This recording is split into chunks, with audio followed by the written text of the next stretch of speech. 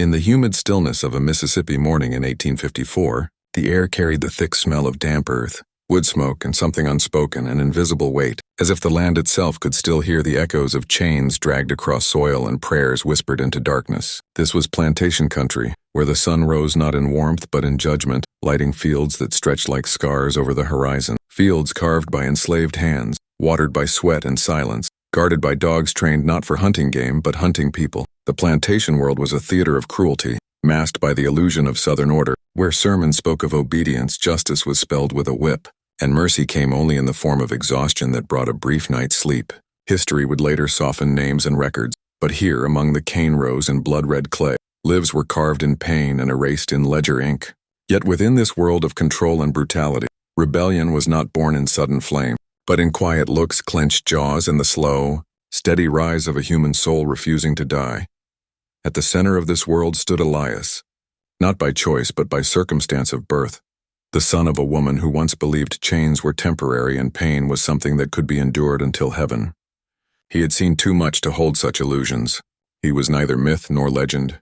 He was flesh hardened by work and spirit carved by cruelty. His life, like so many, had been shaped by hunger, both of body and of justice. Elias moved through each day under a southern sun that burned skin and memory alike, working the cotton rows until fingers split and bled, until sweat tasted like iron, until every breath felt borrowed. His body was strong, built not by freedom or pride but by compulsion, repetition, and the survival instinct of a man forced to bend so he would not break. The plantation he lived on was known in courthouse records and church prayers as the Caldwell's Eden Hill, a name chosen to deceive time and God alike. The land's beauty was undeniable. Willow trees trailing fingers in muddy riverbanks, magnolia blossoms spreading white as if innocence grew easily here. But beauty can be a liar, and Eden Hill had never known paradise. It knew labor. It knew punishment. It knew obedience enforced by dogs, large, muscled creatures trained not to protect, but to tear flesh from those who dared to claim humanity. They slept not inside warm barns, but near kennels placed along the slave quarters, a warning disguised as security. Their barks punctured nights like shards of fear, and their teeth had tasted more blood than their master admitted even to himself. The master of this land, Archibald Caldwell, inherited wealth he did not build and cruelty he cultivated like tobacco. He believed himself refined, a gentleman of Southern standing, defender of order, yet refinement does not hide rot. He carried a Bible on Sundays and a riding crop the rest of the week. He spoke of providence while practicing tyranny, believing a man's worth could be measured by the land he owned and the lives he controlled. His dogs were not mere animals, but extensions of his will, symbols of dominance, reminders of threat, tools sharpened by hunger and training.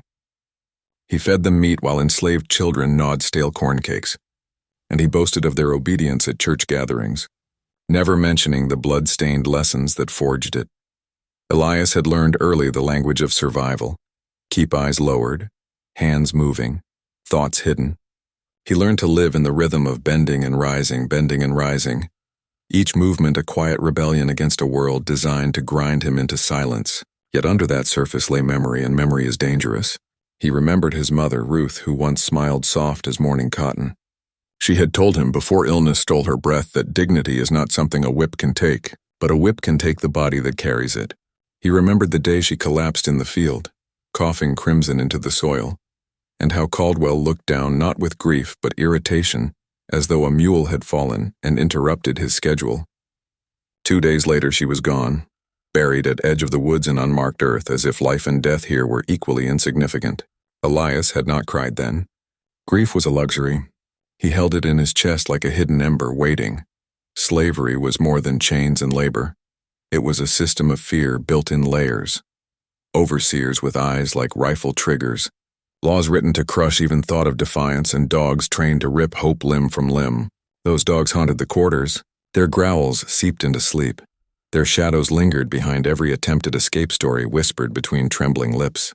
Enslaved people spoke of them not as animals but as fate, fangs that patrolled the border between misery and a dream that freedom might exist somewhere beyond the river.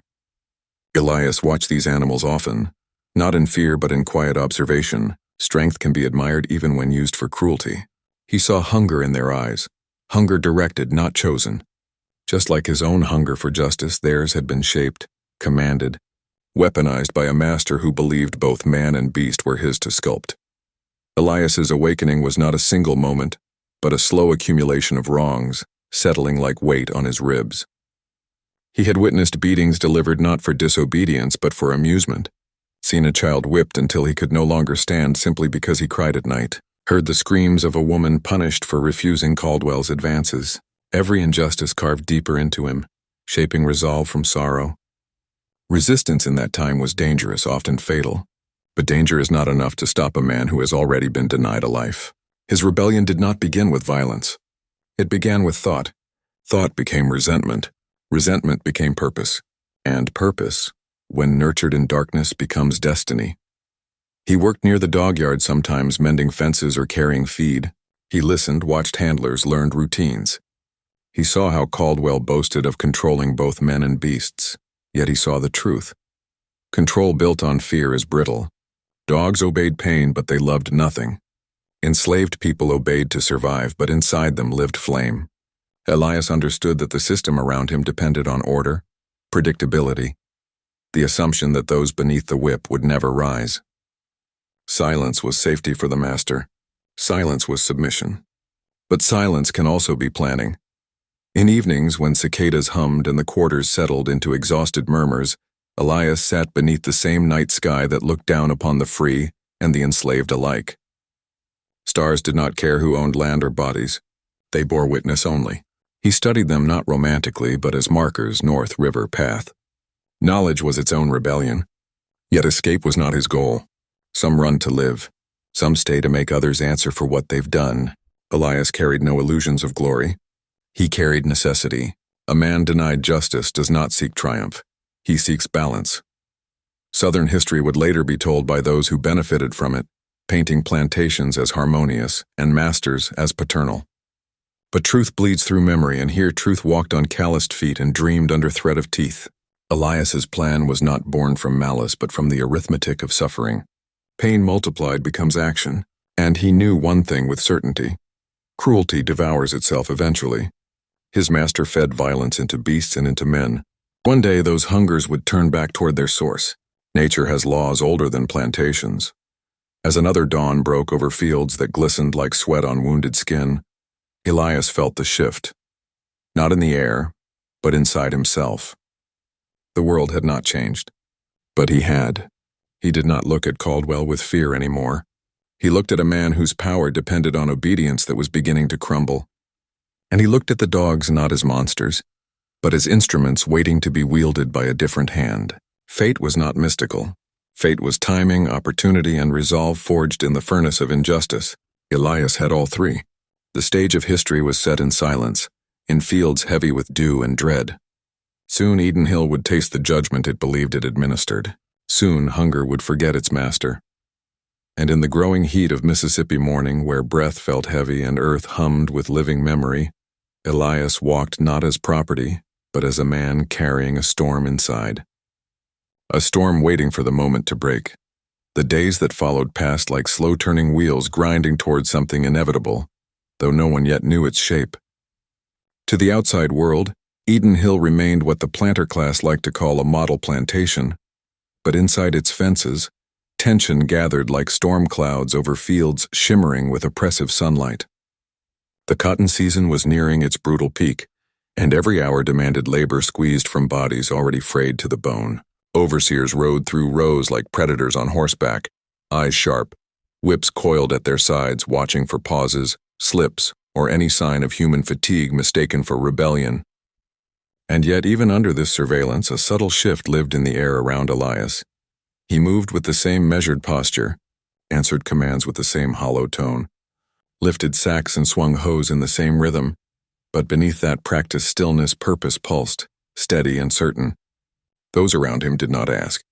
In those days, understanding often lived without words, but some sensed it in the tightening of his jaw, in the distant fire inside his eyes. They had seen such flames before, always short-lived, often extinguished by lash or bullets. Yet still they sparked. Again and again, proof that even in a world built to kill hope, hope persisted like a stubborn weed through cracked earth. Hope persisted like a stubborn weed through cracked earth. The dogs remained central to this world, patrolling the yards with snarls vibrating low and restless. Their chains rattled like warning bells in the evenings, their silhouettes moving like shadows born of cruelty rather than nature.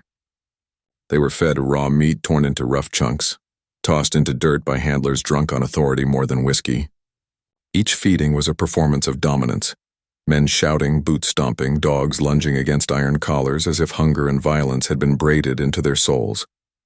Elias watched these rituals in passing, always silent, always studying. The dogs were not monsters by nature. They had been turned into instruments, conditioned to chase screams and tear flesh at the sound of a master's shout. Yet even instruments have limits, and he saw, in their trembling muscles and yellow eyes, something familiar. Restraint stretched thin, longing twisted by control, a violence owned by another but ready to break free. He recognized it because it lived in him too, twisted by years of forced obedience waiting for its moment. Caldwell took special pride in those animals. To him, they were proof of mastery over the natural world, proof that power could be trained, taught, forced. He often brought guests to admire them, Southern gentlemen dripping with tobacco fortune and righteousness as they admired beasts trained to track and tear enslaved bodies. They laughed while speaking of loyalty, never noticing how fear masqueraded as loyalty in both animal and man. In that world, ignorance wore confidence, cruelty disguised itself as order, and faith was twisted to justify domination. Caldwell would brag that no slave ever escaped his land for long, not with beasts so loyal and blood-hungry, but arrogance blinds. And history has no mercy for men who lean too heavily on cruelty thinking it makes them safe. Elias's memories of his mother sharpened during these days, not in soft grief but in fierce clarity. He remembered her warning that hatred could consume a man faster than a whip could, but he also remembered how she whispered resistance as prayer, freedom whispered like wind between cane rows, justice in the way she touched his cheek before rising each morning to face another day of forced labor. She had not lived to see change, but she planted something. Grief can rot a soul, but it can also forge it. In Elias, it forged not rage for its own sake, but resolve, a long quiet mantra that suffering would one day answer for itself. He did not seek glory or spectacle. He sought something far older and simpler, balance in a world that had none. Whispers drifted through the quarters at night, rumors of escapes in other counties, talk of Union advancements far away, stories of insurrection whispered with both hope and fear. The year was 1854. Freedom movements were rising in corners of the South like hidden roots breaking soil. But here in Mississippi, power still reigned ironclad and untouched. Newspapers carried advertisements for human property, and auction blocks lifted bodies before buyers who tugged at muscles and inspected teeth. But beneath the crushing weight of this social order, resistance took many forms. Slowing a task without being noticed, breaking a tool just convincingly enough to avoid punishment, hiding food for another. Rebellion does not always roar. Sometimes it breathes quietly, gathering strength. And Elias's rebellion, though no one yet knew, would not be quiet for long. The catalyst arrived not as thunder but as an everyday cruelty, the kind so routine on plantations that it barely stirred comment among white men but carved wounds in those who endured it. A young boy named Abram, no older than 10, had been caught resting beside the water barrel, chest heaving with exhaustion no child should ever know. The overseer did not hesitate. Punishment on Eden Hill was never thoughtful, always immediate. The whip cracked like gunfire, striking small shoulders already bruised from weeks of labor. Abram's cry tore through the fields high and raw, and though cries like his had echoed before, something in this one struck deeper, because Elias saw his younger self in that child, saw the innocence beaten out of him long before his bones had hardened. In that moment, the landscape of his mind shifted. Patience was no longer a virtue but a chain. There are moments in history where endurance becomes betrayal, where continuing to survive quietly becomes an act of surrender. Elias realized that time had come, but action requires timing, and timing requires observation. He studied the dogs more intently now, not as threats but as potential allies or at least tools to turn against their master. He noted when handlers left areas unattended, how chains latched, how gates locked, how food was distributed, how hunger sharpened instinct. He understood that even loyalty taught through pain can falter when hunger and confusion collide, and he knew that a system that relied on suffering could be undone by suffering reversed. Violence forced upon others long enough returns home like a wolf. The enslaved community, though careful, sensed change. Some avoided Elias, fearing proximity to danger. Others watched him with a quiet, trembling hope, as if daring to believe in justice despite generations of punishment for such belief. Resistance was not universally shared. Some feared retribution more than they desired freedom. Some were too tired to dream. Some had seen uprisings end in bodies hanging from trees. They loved him in silence, feared for him, but did not try to stop him. In bondage, love often meant letting someone walk toward danger when danger was all that could bring meaning. Even nature seemed to tense in those days. Cicadas screaming louder at night, air thick like breath held, clouds gathering in restless clusters though rain rarely fell. The river behind the plantation, slow and heavy, looked like a boundary between worlds, the one forced upon them and whatever existed beyond human cruelty. Elias spent late hours near its edge, staring into water that reflected stars and broken moonlight like scattered pieces of quiet truth. Freedom and vengeance lived across that river, or perhaps in it, or perhaps nowhere. But he no longer sought clarity. He sought action, and yet amid his rising resolve he felt something unexpected, not fear but calm. Not the calm of resignation, but the calm of certainty. He knew the price of resistance. He had seen it carved into backs, buried in shallow graves. But he also knew the price of obedience, a life spent bowed spirit strangled beneath someone else's claim to ownership. To live without dignity was not life. To die fighting for dignity was not death.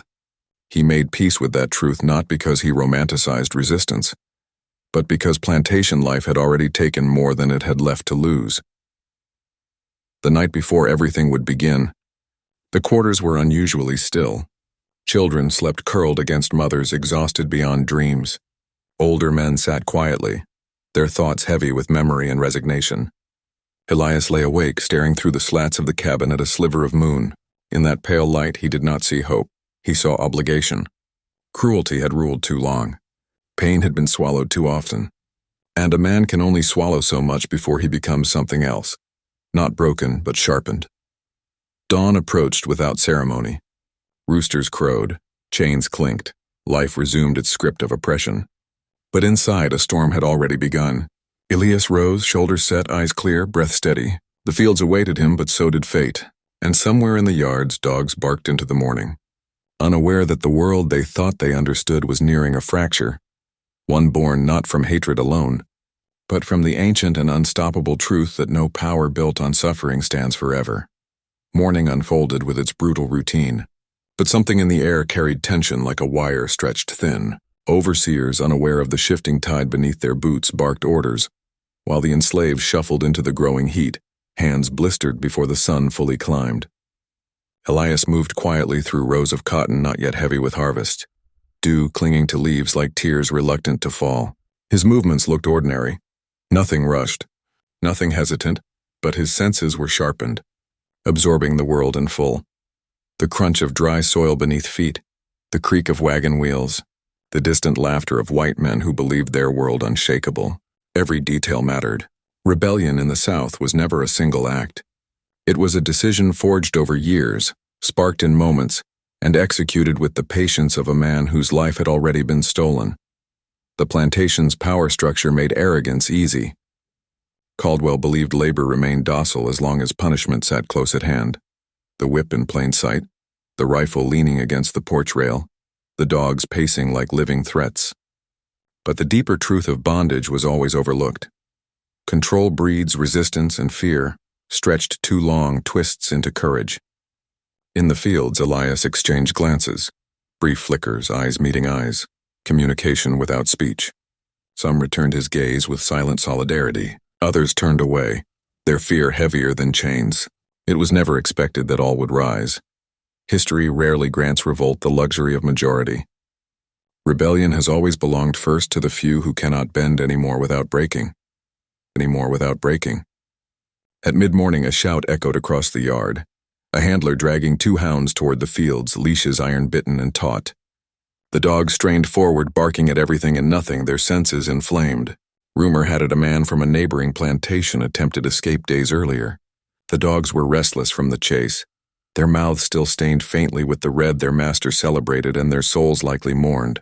Caldwell rode behind them with a smug posture, boots polished, coat immaculate despite the dusty world he ruled with violence. He paused near the workers atop his horse, scanning faces for weakness, loyalty, something unseen. His eyes lingered briefly on Elias, and in that moment time slowed. Nothing gave Elias away. His posture remained bowed, his movements even. But Caldwell's gaze sharpened, some primal instinct registering threat without understanding it. Predator senses another predator even if it still believes itself unchallenged. The moment passed. Caldwell rode on. The dogs were taken toward the pens by the smokehouse where scraps from the evening's butchering would soon be dumped. Elias filed that detail: time, place, routine. Rebellion demands knowledge before action. But revolt is not only planning. It is emotion steeled by purpose. And emotion surged suddenly when a scream cut across the yard, a woman wailing as her son was dragged by the ear toward the barn. A broken crate was blamed on him, though wood cracks underweight, not childish mishandling. Punishment again, suffering again, a cycle grinding bodies into silence. But today Elias did not look away. He watched the child struggle, watched the overseer lift his whip, saw the mother's knees buckle as if her bones could no longer carry the weight of fear. And in that cruel moment, something inside him turned final.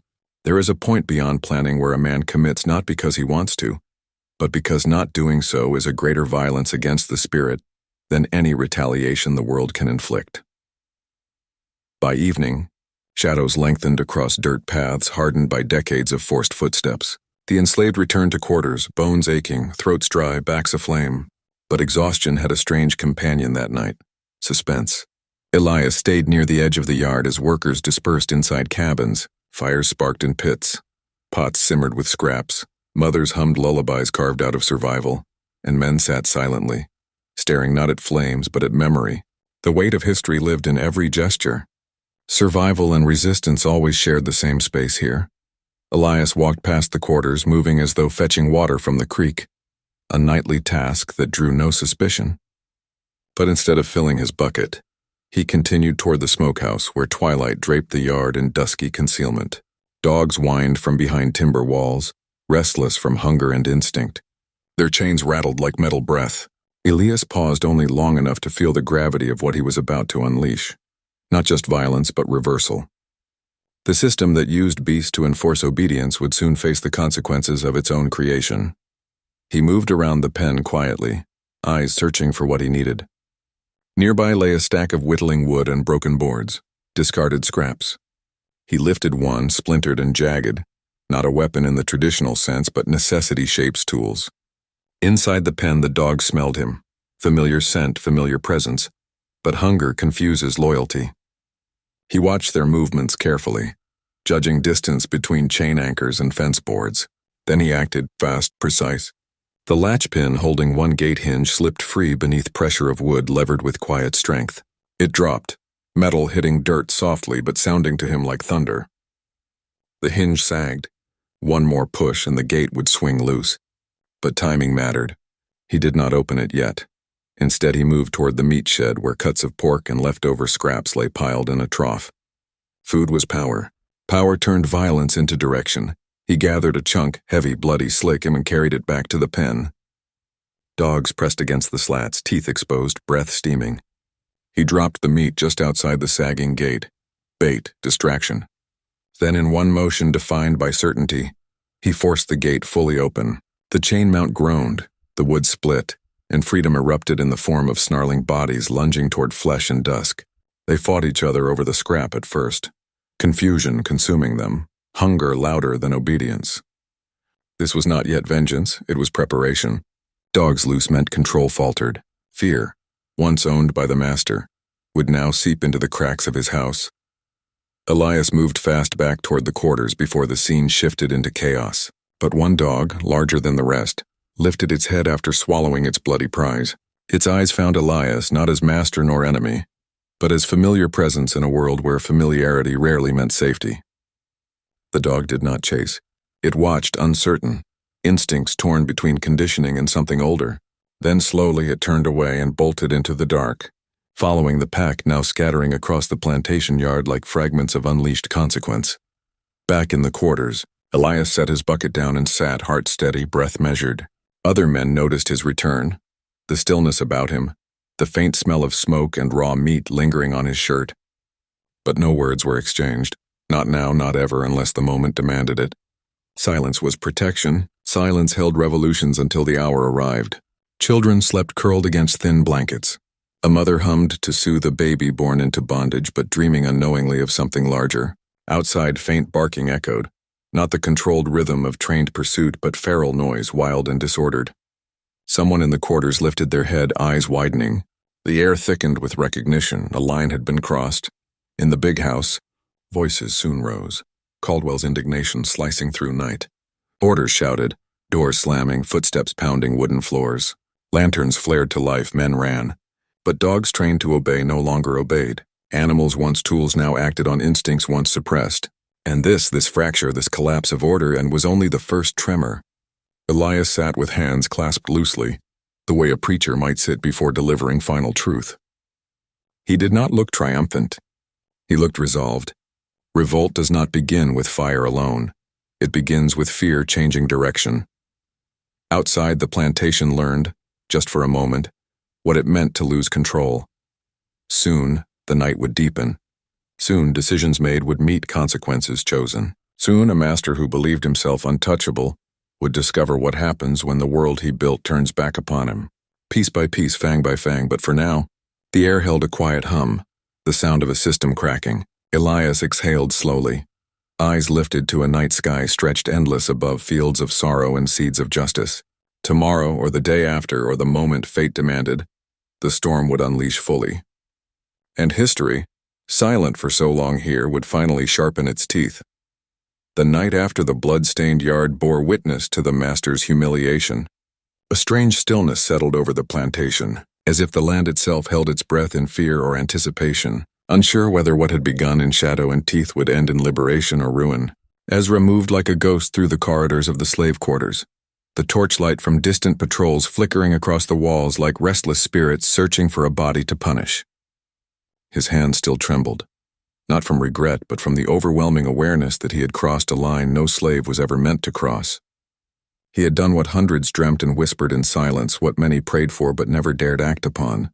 He had fed a master to his own instruments of terror, and though his body ached with exhaustion, there was something burning steady inside him, not flame but iron, forged by years of cruelty and a moment of savage justice. Around him the others slept fitfully, their breaths uneasy, their dreams haunted. Rumors had already spread quietly. No one knew the full truth, but they felt something colossal had shifted like a chain snapping in the dark. Yet freedom had not arrived with the violence. Instead, fear crept like creeping mold. Word began leaking to nearby plantations. Whispers of a slave who turned the white man's dogs against him. Though no name was spoken, no face attached. In the big house, the mistress laid faint in her room, trembling at every sound from outside, clutching her Bible and murmuring prayers that felt hollow and desperate, as if God had turned his gaze elsewhere for the night. Overseers kept lanterns burning and rifles loaded, pacing the veranda and staring into the fields as though vengeance itself would rise from the cane and drag the household into judgment. But Ezra knew their fear was different from the fear that had once consumed him. Theirs was dread of losing power, while his had been dread of losing humanity.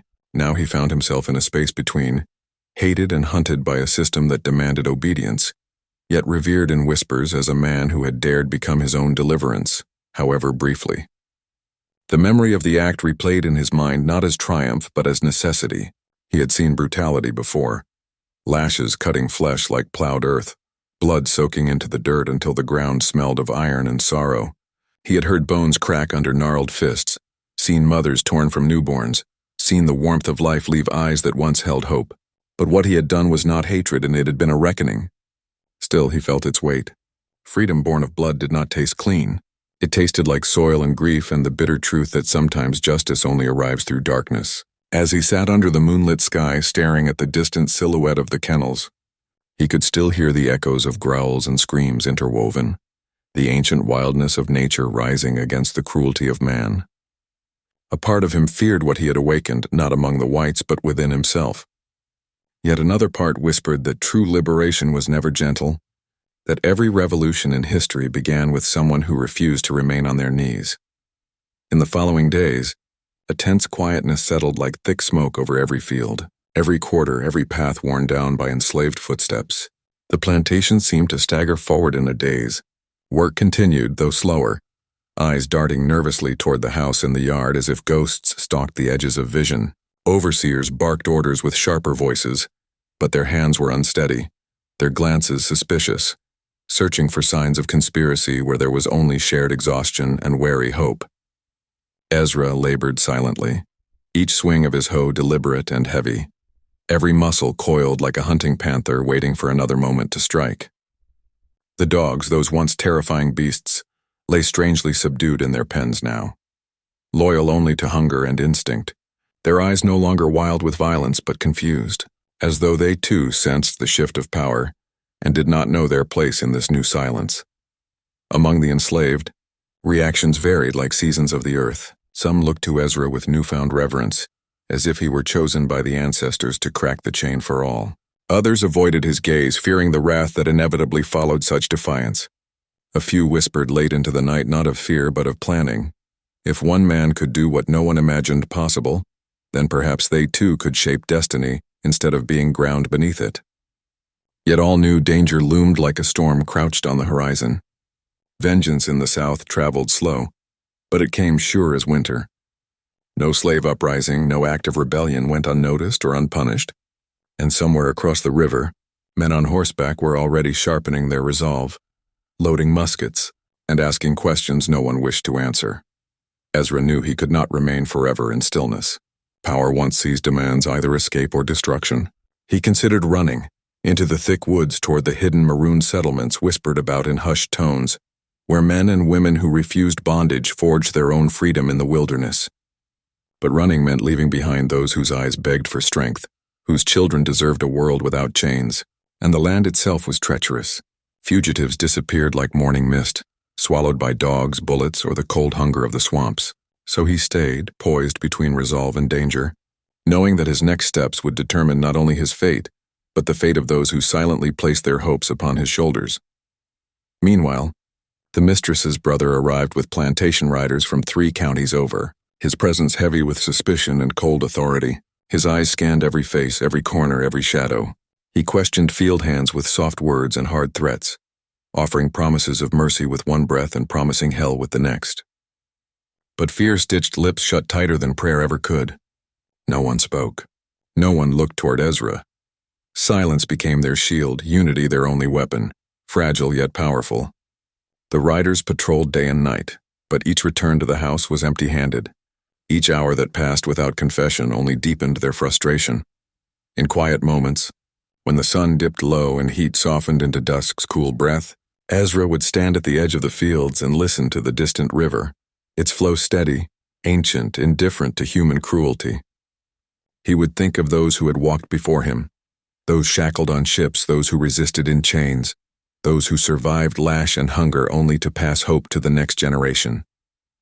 He had not merely acted for vengeance, he had acted for memory, for dignity, for a truth older than the plantation itself, that no man owns another, that even in the darkest soil freedom plants seeds, and those seeds now stirred beneath the surface, alive with possibility.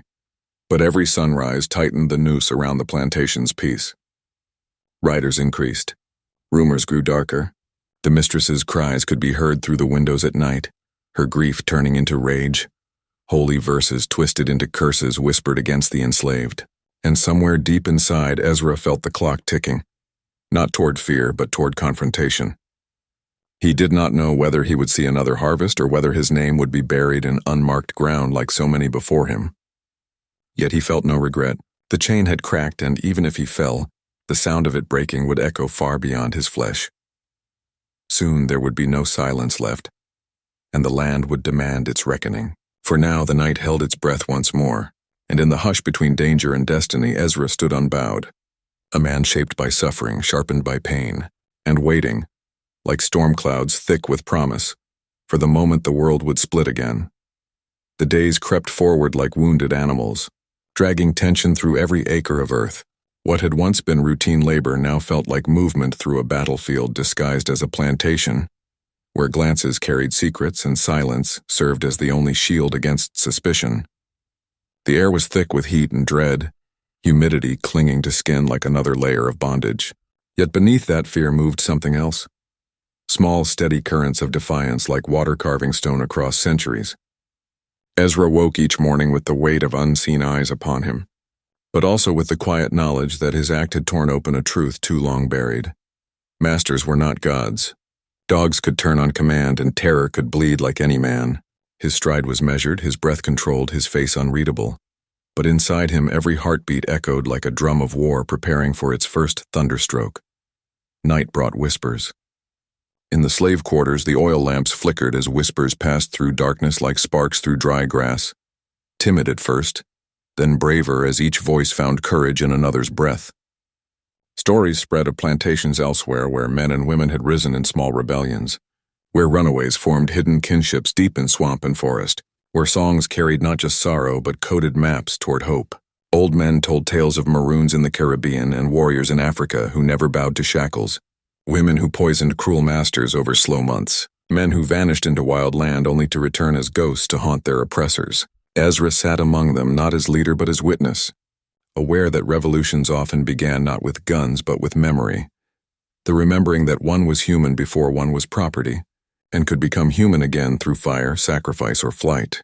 Yet he also saw fear, because no seed grows without risking the blade that tries to cut it down. Meanwhile, white paranoia thickened, a fever spreading from the plantation house outward like a sickness with no cure. The mistress's brother, sharp-eyed and stern, called for meetings with neighboring planters, speaking of discipline, order, and divine right, with a voice that shook more from fear than righteousness.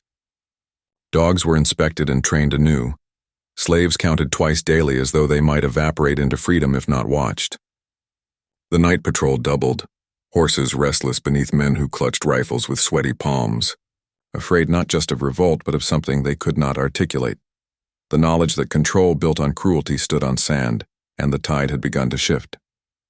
Yet for all their vigilance they could not erase what had happened. They could not unspill the blood or tame the echo of a scream swallowed by snarling jaws. When they looked at the dogs, they saw betrayal lurking behind loyal eyes, and some handlers beat the animals harder, desperate to restore a world that had cracked without warning. In the fields, the work never stopped. Cotton still needed pulling, cane still needed cutting, and the sun still punished every back without mercy. But labor felt different now, as if each stroke of the hoe carved a message into the earth, a quiet testament that even under chains the enslaved could shape destiny. Ezra moved with measured purpose, careful neither to stand out as hero nor shrink into guilt. He was becoming something else, a symbol, a rumor, a possibility, and he guarded that role like a flame cupped against wind. At times, doubt crept in like a cold draft. Had he condemned them all to harsher violence? Would they suffer for his defiance? He could not know, but he also felt the burden of generations pushing behind him. An ancestral murmur that some acts were too heavy for one life, but necessary for all those yet to come. The soil beneath his feet was soaked not just with sweat and blood, but with history itself, urging him forward. Despite the watchful eyes, an underground pulse developed, subtle acts of quiet resistance. Tools went missing or dulled mysteriously. Work slowed in the heat. Not enough to provoke violent backlash, but enough to remind overseers that obedience was not as automatic as before. Songs rose under breath, those rhythmic hymns that in one verse carried sorrow but in another carried instruction, coded passage, defiance wrapped in harmony. Women carried news like sacred relics, passing warnings and promises between cabins. Boys who once feared the overseers now dared to meet Ezra's gaze with curiosity and simmering admiration. And through it all, Ezra felt the weight of responsibility grow not as burden, but as armor. If cruelty had shaped him, resistance was sculpting him anew. One evening, as dusk bled purple into the horizon, a young field hand named Abram approached Ezra in the hush between supper and curfew. Abram's voice trembled not with fear but with urgency as he spoke of men meeting secretly near the swamp, drawing maps in dirt and planning escape routes under moonlight. It was not a rebellion, not yet, but a seedling sprouting fragile in dangerous soil.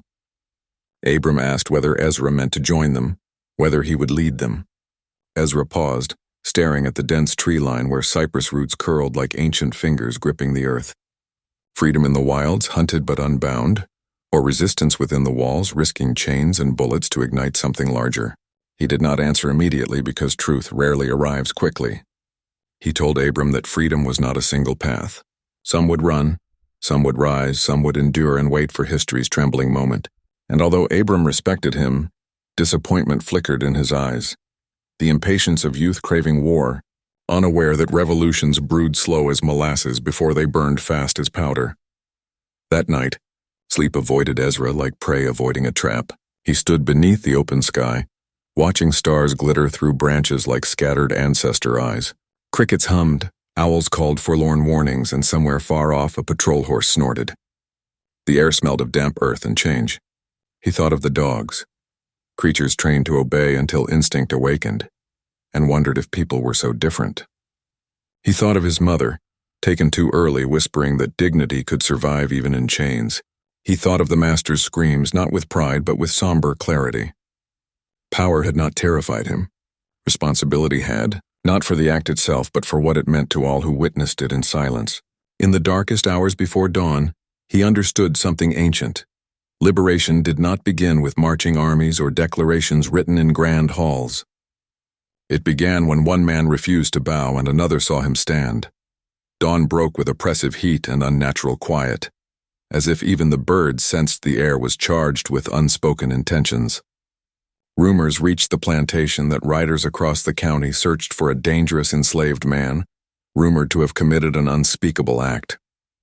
No name, no description, just a myth wearing flesh. The mistress's brother, frustrated by silence and haunted by the invisible enemy in his ranks, ordered harsher oversight, hinting at punishment if truth did not surface. Fear rippled through the quarters as threats loomed like vultures, yet no one spoke. Loyalty born of survival became resistance born of principle.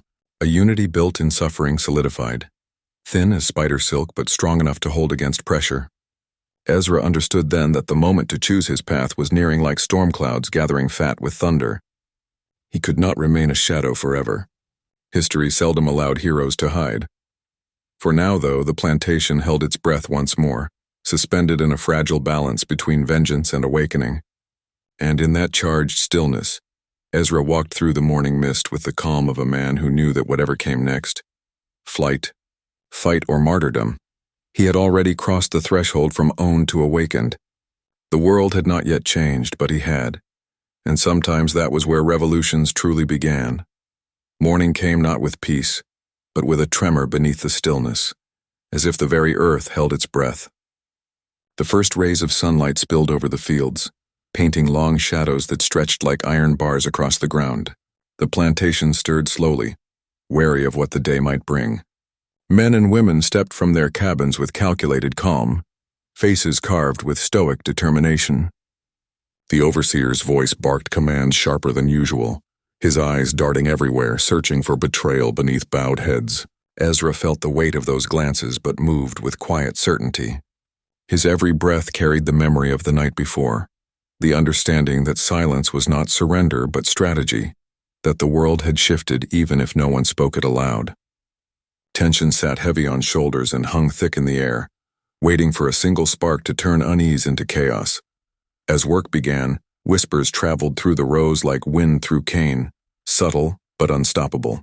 2 men had been taken from a neighboring plantation, whipped until flesh tore and bone showed, accused of plotting escape. Word came that patrol riders stopped travelers along the river road, demanding papers, interrogating anyone whose eyes held too much thought. Fear was no longer a weapon of the few. It now belonged to everyone. White men carried rifles with trembling hands. Enslaved laborers carried silence as a shield and hope like a hidden flame. The dogs, once symbols of absolute power, now seemed restless, unsettled by the memory of blood they were never meant to taste.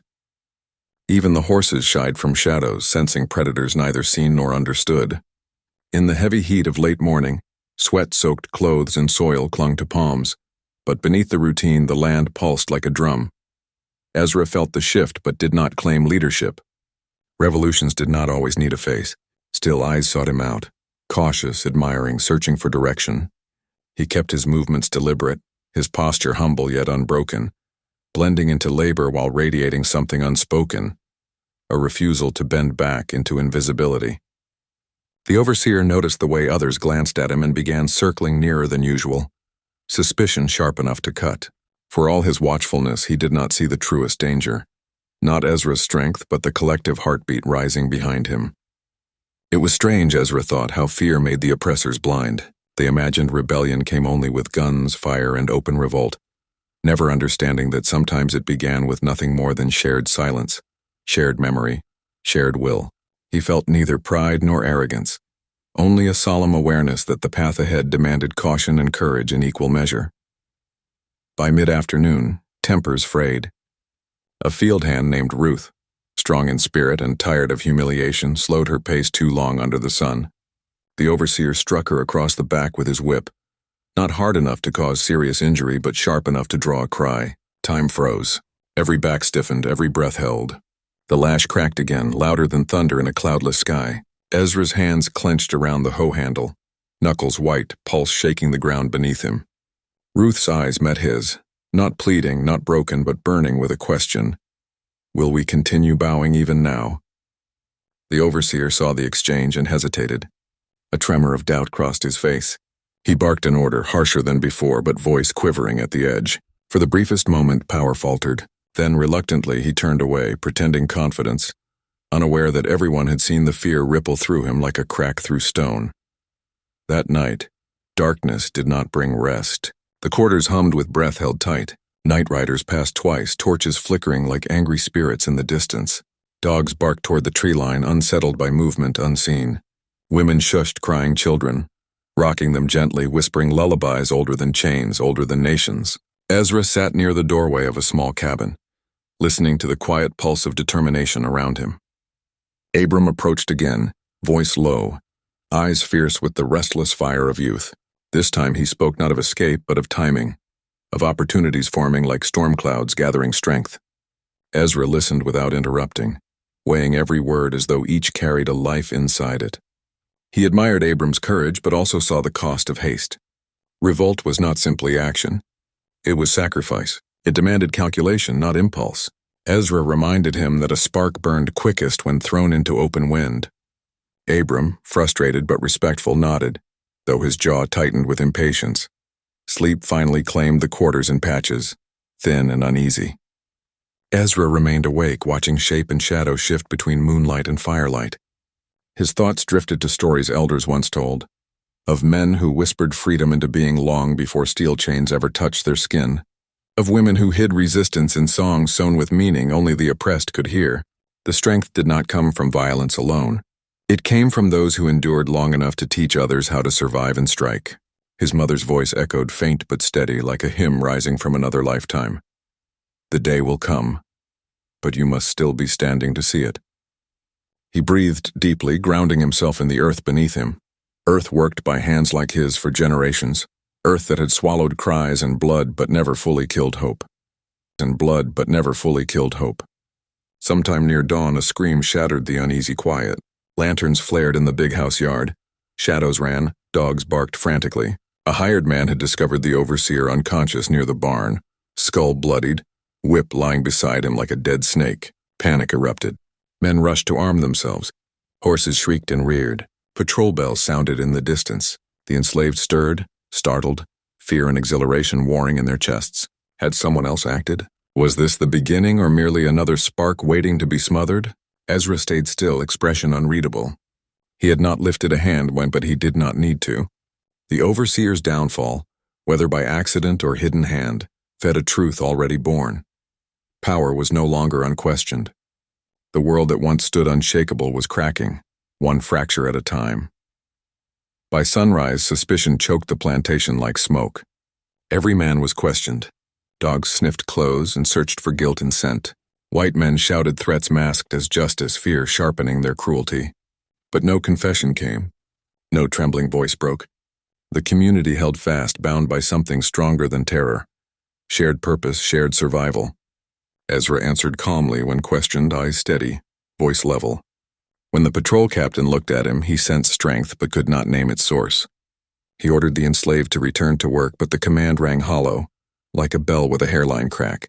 As they walked back to the field, something intangible followed, not dread, but a quiet defiance too deeply rooted to uproot by force. By evening, the plantation had changed forever. The overseer lay bandaged and delirious, a man who once ruled through fear now shaking in his bed. The mistress prayed loudly on the porch, clutching a Bible with white-knuckled desperation, lips trembling as though faith alone could fence out retribution. White men gathered whispering, their words laced with panic, searching for reassurance the old order could still hold. Ezra stood among his people, not triumphant but resolute. The struggle was not finished. Pain still lay ahead, perhaps death, perhaps suffering beyond measure. But something sacred had shifted. They were no longer merely surviving. They were resisting by existing, by refusing to break, by standing when the world expected them to kneel. Night returned, thick and swollen with uncertain promise. No songs rose, but eyes gleamed with a light no lash could extinguish. Ezra looked toward the swamp line where shadows swayed with secrets and possibility. The time for final choices was nearing, and the moment history demanded would soon arrive. Whether it came with fire, with flight, or with one last quiet act of defiance, he would not face it alone. And in the hush between heartbeats, one truth settled across the land like dew. Sometimes revolutions whisper before they roar. Dawn arrived cloaked in a heavy stillness that felt like the world holding its breath before a storm. The sky over the Mississippi Delta glowed pale orange, the first light straining through humidity thick as grief, and every living thing seemed to brace itself. Within the cabins, bodies woke not from rest but from necessity, muscles aching, minds racing, hearts beating with the weight of unspoken destiny. There was no going backward now. The overseer's collapse had disturbed the fragile balance, and the white men who once slept with confidence now woke in fear, haunted by the thought that the soil they owned might rise against them. Broken power, when cornered, becomes reckless. The air tasted of that recklessness, sharp and electric like metal on the tongue. Ezra stepped outside slowly, feeling the cool earth beneath his bare feet. Mist curled low across the yards, drifting toward the distant tree line where the swamp waited like a living creature. Ancient, silent, patient. It had swallowed fugitives before, hiding maroons and rebels in its shadowed belly long before Ezra drew breath. To him, the swamp was not terror but promise. Yet promise alone could not carry a people. Survival required timing. He looked across the cabins and fields as figures emerged one by one, not speaking, just exchanging glances that held entire conversations. The children sensed it too, the tension, the trembling of the world they were born into but did not yet understand. Mothers tightened cloth around small bodies, preparing for work but holding their babies a heartbeat longer than usual, as if memorizing the weight of them. Word traveled quickly that more men would soon arrive from the county seat. Patrol riders, armed and suspicious, determined to extract truth from silence. The plantation's owner was away at a relative's estate, leaving authority fractured. The mistress, pale and swollen-eyed from sleepless nights, clutched her shawl and Bible like they were armor. Pride and fear warred in her face as she issued orders, insisting she was not afraid. Yet her voice betrayed the panic barely contained. The enslaved women watched her from a distance, not cruelly but with a knowing beyond her comprehension. They had seen white fragility crack before. They understood that power built on domination always trembled when questioned, but they also knew fear could swing the whip harder than arrogance ever did. Safety was a myth none could afford to trust. Work began, not with obedience but with solemn ritual, each step measured, every motion deliberate. Ezra lifted his hoe and began turning soil, sweat forming beneath his collar before the full sun rose. His body moved automatically, but his mind traveled elsewhere, to the moment just ahead, the line between waiting and acting thinning like paper over flame. Abram was close, face taut with urgency, jaw clenched. He tugged at Ezra's sleeve when the overseer's assistant passed by, whispering under his breath that they could not survive another search, another round of threats, another tightening of control. Ruth worked 2 rows away, glancing toward them with that same fierce fire in her eyes, though fear flickered beneath it. She had felt the lash only yesterday.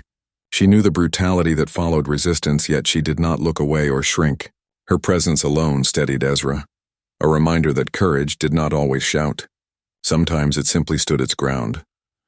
The first riders arrived shortly before midday, hooves pounding like drums of doom against the earth, dust rising.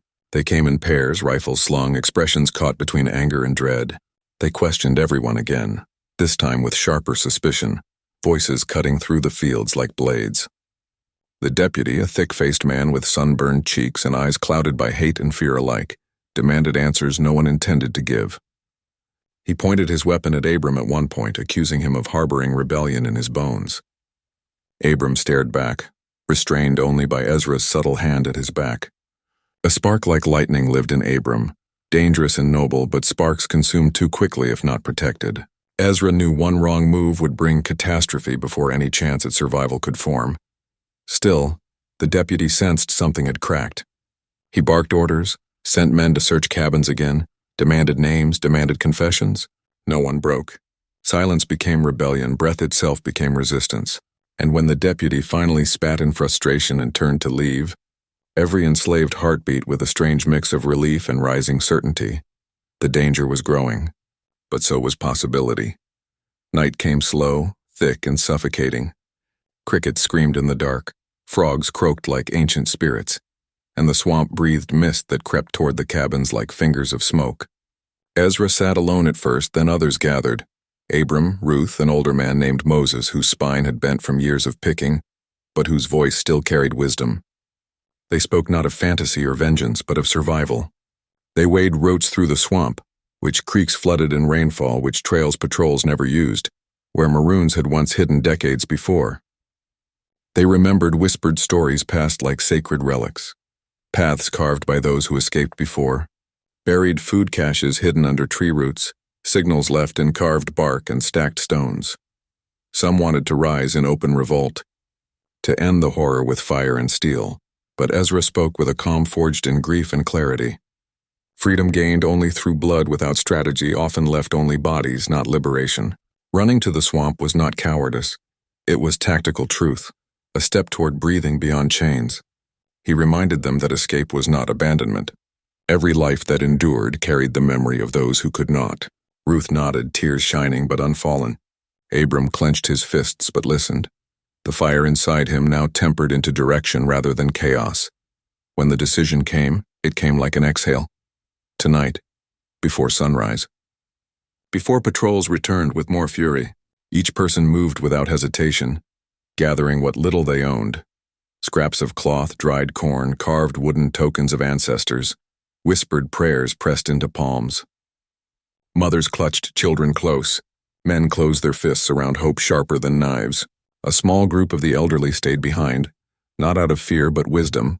They knew their bodies could not outrun dogs or rifles, but they would protect the secret of departure with silence until the grave. Moses embraced Ezra, blessing him, calling him by a name long denied but never forgotten, Son of Freedom. Ezra bowed his head, humbled, knowing that leadership was not born of ego but burden. Before they left, Ezra stood alone one last moment, looking toward the big house silhouetted against moonlight. He did not curse it. He did not pray for it. He simply stared until it shrank into insignificance, a rotting monument to suffering that would one day crumble. Then he turned and walked toward the tree line where